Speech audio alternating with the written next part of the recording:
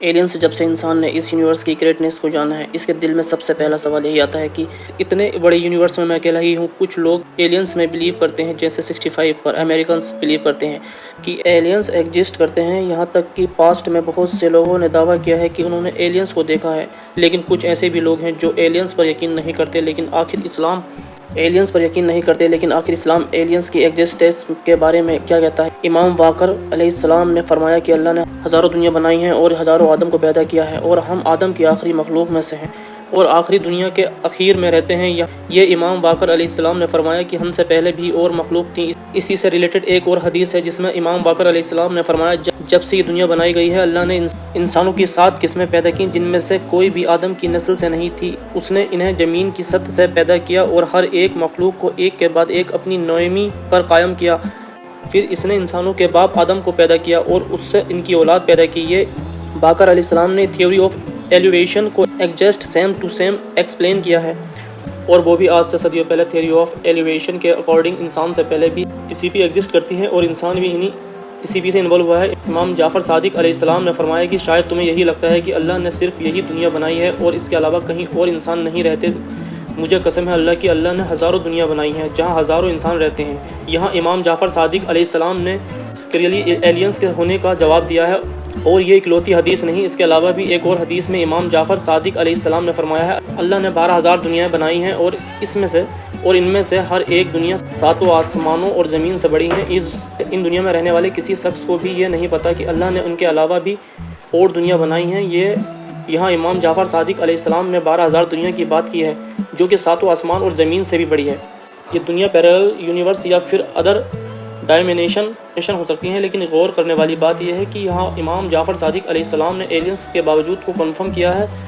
اسی طرح ایک بار امام جعفر صادق علیہ السلام نے کسی نے دوسری دنیا میں رہنے والے انسان کے بارے میں پوچھا۔ امام جعفر صادق علیہ السلام نے فرمایا، میں یہ تو نہیں کہتا ہمارے علاوہ دوسری دنیا میں بھی انسان رہتے ہیں، لیکن میں اتنا ضرور کہہ سکتا ہوں کہ ہمارے علاوہ دوسری دنیا میں بہت سے جانور رہتے ہیں جنہیں ہم دیکھ نہیں سکتے، کیونکہ ہمارے اور ان کے درمیان فاصلہ بہت زیادہ ہے۔ آج سائنس ایگزیکٹلی یہی بلیو کراتی ہے، اور حدیث میں امام جعفر صادق علیہ السلام نے فرمایا، تمہارے اس سورج کی آنکھ کے پیچھے سورج کی 40 ایسی آنکھیں ہیں جہاں بھی بہت سی مخلوق رہتی ہے۔ انہیں یہ تک نہیں پتا کہ اللہ نے حضرت آدم علیہ السلام کو پیدا کیا بھی ہے یا نہیں۔ صرف امام جعفر صادق علیہ السلام ہی نہیں، میرے مرشد امام علی علیہ السلام نے بھی ایلینز کی ایگزسٹنس کو کنفرم کیا ہے۔ امام علی علیہ السلام نے فرمایا، جو ستارے تم آسمان میں دیکھتے ہو یہ اس زمین پر شہروں کی طرح شہر ہیں، ہر ایک شہر دوسرے شہر سے جڑا ہے، یعنی کہ ہر ستارہ دوسرے ستارے کے لائٹ کے پلٹ سے کنیکٹ ہیں۔ اس وقت یہ بات عرب کے لوگوں کے سر کے اوپر سے گزر گئی ہوگی، لیکن آج ہم جانتے ہیں کہ یہ ایلینز کی بات ہو رہی ہے، اور یہاں امام علی علیہ السلام نے بتایا کہ یہ ستارے ایک دوسرے سے لائٹ سے کنیکٹ ہیں، جیسے کہ آپ نے دیکھا امام جعفر اور امام علی علیہ السلام نے مطابق تو ایلینز ایگزسٹ کرتے ہیں، لیکن آخر قرآن اس بارے میں کیا کہتا ہے؟ قرآن کی سورہ فاتحہ میں اللہ نے فرمایا، تمام تعریفیں اللہ ہی کے لیے ہیں جو تمام جہانوں کا رب ہے۔ یہ اللہ نے فرمایا ہے کہ میں تمام جہانوں کا رب ہوں۔ یہاں جہانوں کا مطلب پلینٹس، یونیورس یا پھر ادرس ڈائنامیشن بھی ہو سکتا ہے۔ بہت سے اسکالرز کا کہنا ہے کہ یہاں عالم کا لفظ ہے کانٹیکسٹ میں یوز کیا گیا ہے، جس کا مطلب کمیونٹی ہو سکتا ہے، جیسے کہ جانور، جن وغیرہ۔ اس آیت میں ہمیں ایلینز کے ہونے کا اشارہ ملتا ہے۔ اس کے علاوہ قرآن میں ایک اور آیت ہے جس میں فرمایا ہے، اور آسمانوں اور زمینوں کی پیمائش اور ان میں جو جاندار ان سے پھیلائے ہیں سب ان کی نشانیوں میں سے ہیں، اور وہ ان سب کو اکٹھا کرنے پر جب چاہے قادر ہے۔ یہ کلیئرلی ہمیں اس بات کا جواب ملتا ہے کہ ہمارے علاوہ بھی یونیورس اور کریچر ایگزسٹ کرتے ہیں۔ دعویٰ زمین پر رہنے والے جاندار کے لیے یوز کیا جاتا ہے۔ اس کے علاوہ ایک اور آیت ہے جس میں بیان کیا گیا ہے، اللہ وہی ہے جس نے 7 آسمان بنائے اور انہی کے برابر زمینیں، حکم ان کے درمیانی اتارتا ہے، تاکہ تم جان لو کہ اللہ ہر شے پر خوبی قادر ہے، اور یہ کہ اللہ کا علم ہر چیز کو گھیرے ہوئے ہے۔ اس آیت میں بھی ہمارے علاوہ دوسری مخلوق کے ہونے کی طرف اشارہ ملتا ہے، اور یہ یہاں بھی بتایا گیا ہے کہ اللہ کا پیغام جیسے کہ قرآن صرف انسانوں پر نہیں بلکہ ہمارے علاوہ دوسری مخلوق پر بھی اترتا ہے، جو کہ ایلینز ہو سکتے ہیں۔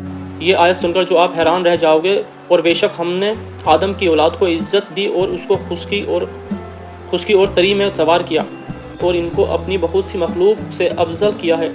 یہ اللہ نے فرمایا ہے کہ ہم نے آدم کی اولاد کو بہت سی مخلوق سے افضل کیا ہے۔ اس پر غور کرنا، بہت سی کا مطلب یہ ہے کہ ہمارے علاوہ بھی ایسی بہت سی مخلوق ہیں جو ہم سے بھی افضل ہیں، جنہیں ہم نہیں جانتے۔ اگر سائنس کے اکارڈنگ دیکھا جائے تو سائنس تو ایلینز کی ایکسسٹینسیا، ان فیکٹ ایسٹرون مارکس نے ایسے بہت سے پلینٹس ڈسکور کیے ہیں جہاں لائف ہو سکتی ہے، جیسے کہ وینس، یوروپ، مارس، ٹائٹن اور ان سے یہ کچھ ایسے پلینٹس ہیں جہاں لائف پائی جا سکتی ہے۔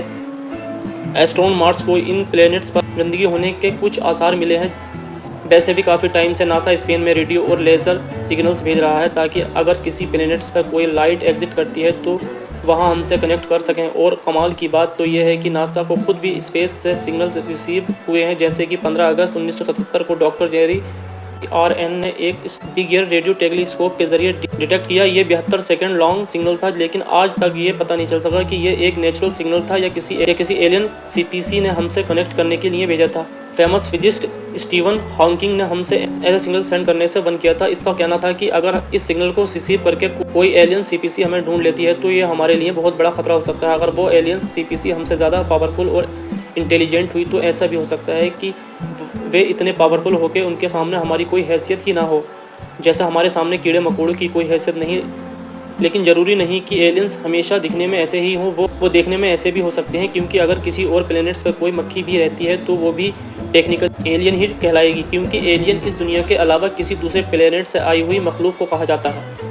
لیکن اگر میں آپ سے کہوں کہ ہمارے آس پاس ہر وقت ایلینز گھومتے ہیں تو آپ اس بات پر یقین نہیں کریں گے۔ لیکن آخر کون ہیں وہ ایلینز؟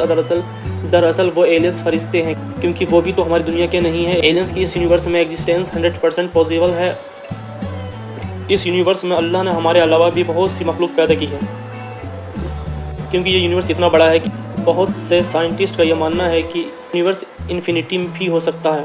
اب آپ خود سوچو، اتنے بڑے یونیورس میں کیا صرف ہم اکیلے ہی رہتے ہیں؟ جیسے کہ اللہ نے قرآن میں فرمایا، اور ہم نے آسمان اور زمین اور جو کچھ ان کے درمیان ہے بیکار پیدا نہیں کیا۔ اس اتنے بڑے یونیورس کو اللہ نے آخر کسی مقصد کے لیے ہی تو پیدا کیا ہے۔ اب وہ مقصد کیا ہے یہ تو اللہ ہی بہتر جانتا ہے۔